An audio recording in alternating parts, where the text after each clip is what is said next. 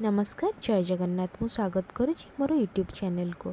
तो देखो आज आम बनइबा देसी स्टाइल रे मुग बड़ी दिया सजना साग। से प्रथम ये कड़ाई रे पानी गरम कर नहीं।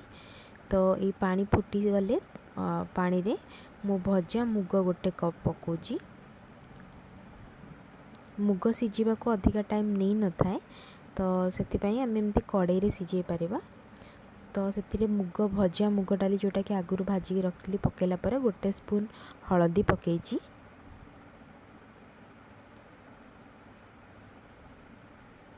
तो बर्तमान देखो मु हाफ स्पून लुण दे देइची। आ एटा को घोरे कि मु पाखापाखि 8 रु 10 मिनिट सिझिबा मुग डाली को छाड़देवी। तो मुझे घोरे देली। तो देखो ये मुग डाली सिझी जाइए। एथिरे मु बाछिकी धोईकी रखि सजना साग को गोटे प्लेट पाखापाखि सजना साग मु पकई देइची। एक्चुअली सागटा बहुत कम हो जाए, तो से मु गोटे प्लेट सजना साग नहीं। सजना सागटा देह पाई बहुत भल। एथिरे विटामिन ए के आउ विटामिन सी भी प्रचुर परिमाण रे थाए।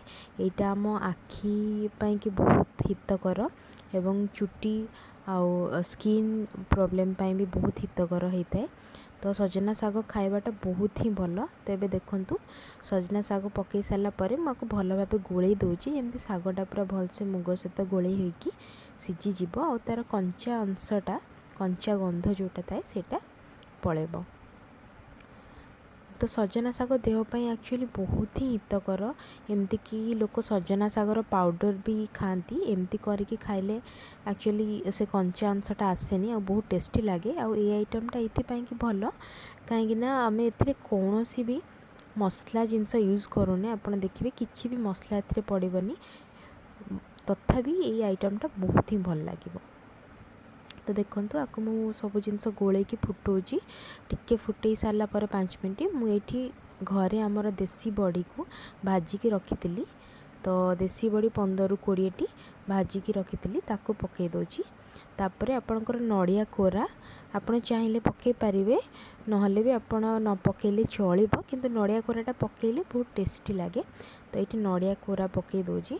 तो यू को पकईकी मुझे भल भाव गोल देवी, जहाँद्वारा सबू जिनसर टेस्टा मिक्स हो। तो देखो मुझे भल भाव गोल दूची। आउ ये सब जिनस मु गैसटा को मीडियम रु हाई फ्लेम भितर ही रखिकी करुँची, सिम रे नुहे। तो देखो भल भाव 2 मिनिट खंडे भलसे मु सिझे सारा पर सब जिनस को गोल सारा पर देखो केते सुंदर देखा ग्रीन ग्रीन सजना साग को येलो येलो जो मुग डाली केते सुंदर देखा। यहाँ केवल देखा सुंदर नुहे, देहपाई बहुत भल। तो ये तापर मु तड़का करने कि तड़का पैन रे एबे गोटे स्पून सोरिष तेल नहीं। सोरिष तेल रे बहुत टेस्टी लगे और यहाँ आम देहपाई भी बहुत भल। तो गोटे टेबल स्पून सोरिष तेल नहीं। आउ एबे सुखिला लंका गोटे मु सुखिला लंका गोटे ये पकई दूची। देखो तेल एक्चुअली ताती नथिला, तातिला पर ही पकेबे। तो ये मो सुखिला लंका आग पकईदेली। तो तेल भलसे देखो ताती जाइए। तो मुझे हाफ स्पून पंच फुटण आउ रसुण 4 रु 5 टी आउ गोटे कंचा लंका को भल भाव छेचिकी रखी। छेचाटा पकईले बहुत टेस्टी लगे। तो सेटा को छेचिकी रखी सेटा को मुझे पकईदेवी। एक्चुअली रसुण भी आम देहपाई बहुत भल। जो मान को ठंडा हुए प्रतिदिन गोटे कोला रसुण खाइबा कथा। तो ये देखो मु रसुण कंचा लंका पकई देछि। आउ एठी कौन सी भी मसला गुंड गरम मसला लंका गुंड किसी भी यूज हेनी। ये फुटणटी को आम भल भाव फुटेदबा हाई फ्लेम रे भलसे पूरा भाजीदबा जमी रसुण कंचा गंधटा पड़ेब। देखो मुझे भाजी दूची। देखो ये मुझे भल भाव भाजुची। भाजवाई कि फुटणटी 2 रु 3 मिनिट ही समय नब।